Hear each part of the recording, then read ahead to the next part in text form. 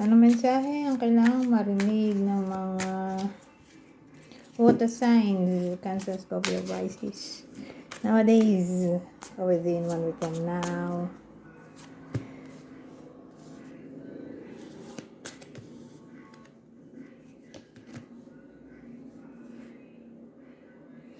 Wow, ito maganda. So, sabihin natin nagkaroon ng financial issue. Ito, may assistance na maaaring mangyari. O pwede ring may healing daw eh. Sabagay, improvement naman to. Pero tungkol to sa pera. Okay? Kumbaga, dun may pagbabago. Sabihin natin nagkaroon ng misfortune. Na naapektuhan ng pera. Ito. May pagbabago.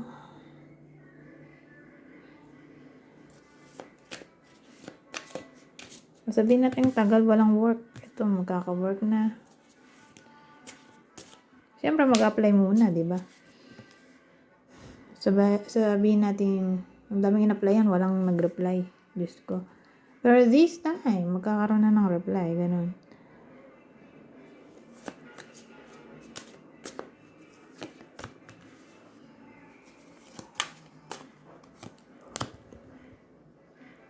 Oh, ito maganda rin combination. May balance sa pagitan ng magkarelasyon. May flexibility. So, sabihin natin balance sa pagitan ng personal at career life. Okay? Para sa mga in relationship. Eh, kung single, eh, di work romance.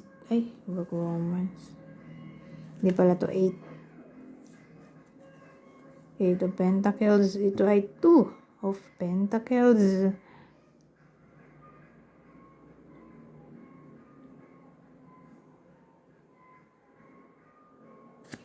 Eh di nagbabalance pa siya. Nagwe-weigh pa ng option. So sabihin natin present na to. Halimbawa single yung iba sa inyo. May dumating naman sa buhay nila. Kumbaga, nagwe-weigh pa dito eh. Hindi pa ready mag-commit o makipagrelasyon. Kasi nga, tinitingnan niya pa kung papasok ba yung nanliligaw sa kanyang standard. Tinitimbang niya pa ang pros and cons ng connection nila. Ganyan. O pwede rin nag-enjoy pa siya na maghakot ng kung ano-anong option. O kung sino-sinong option. Wala pa siya mapili. Pwedeng ganun.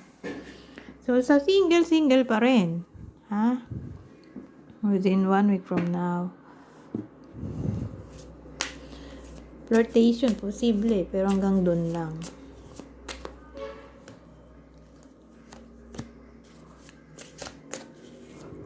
At ano to? Bumaliktad yung temperance. Ano yan?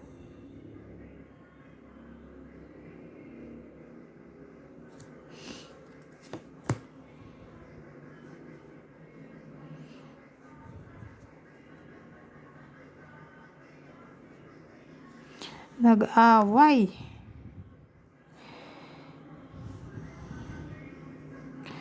Itong pinag-awayan ay financial disaster o bankruptcy. Diyos ko po. Pera siguro pinag-awayan.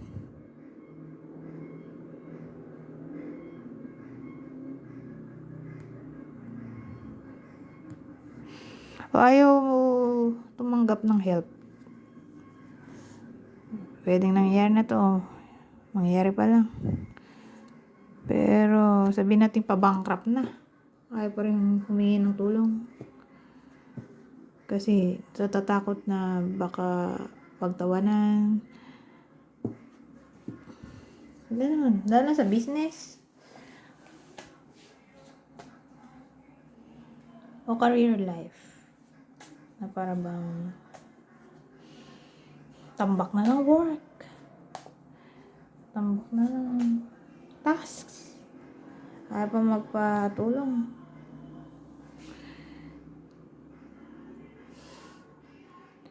So, ganyan. Expect natin na yung iba sa inyo na nasa work, mga empleyado na.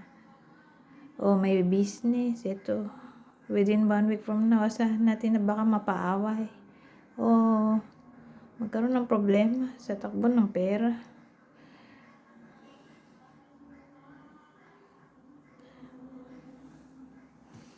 Parang ayaw humingi ng assistance o help. Natatakot na pagtawanan o ibaba ang pride na manghingi ng tulong. Baka kasi mag-appear as weak. Kaya naiintindihan ko rin. Tapos baka ma-manipulate. Mag-take advantage. Kaya takot manghingi ng help. Dito to.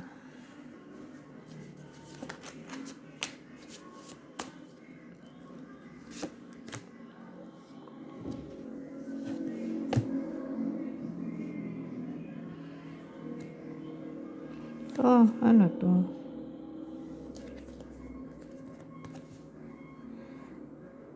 Work na naman.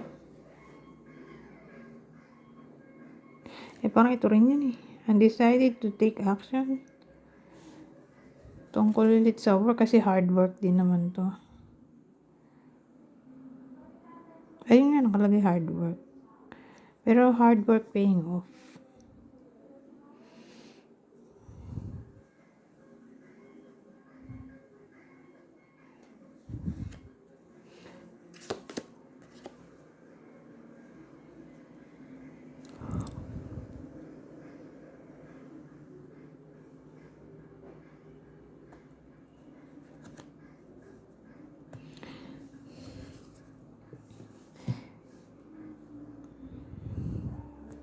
Nahihirapan mag-take action.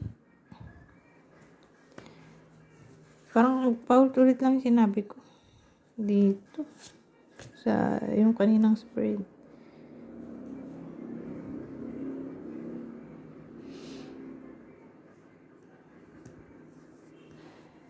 Nahihirapan humingi ng tulong.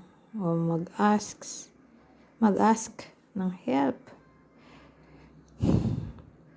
Kasi gusto niya magsolo.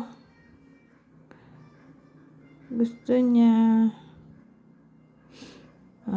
sarili lang niyang aksyon.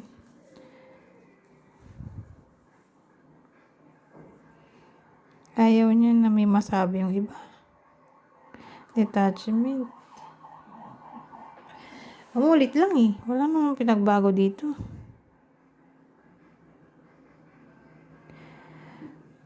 Nahihirapang mag-self-evaluate sa tinakbo ng hard work.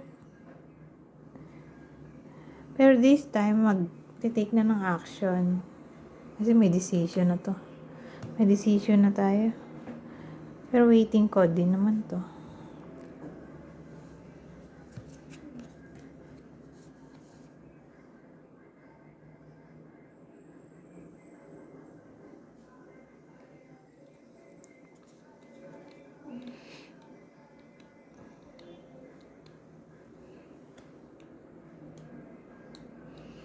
Well,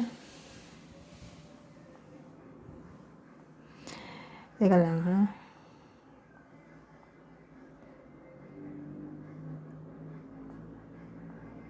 Natatakot. Natatakot na, yun nga sabi ko kanina, ma-take advantage. Umulit lang. Kaya nahihirapan mag-ask ng help. Na para bang, natatakot siya na pag tinulungan siya, kapag humingi yun ng pabor, baka hindi niya matanggihan. Kaya ang dating, natatakot siya na masyadong malaki yung bawiin sa kanya bilang utang na loob. Anyways, hanggang dito na lang. Goodbye po na.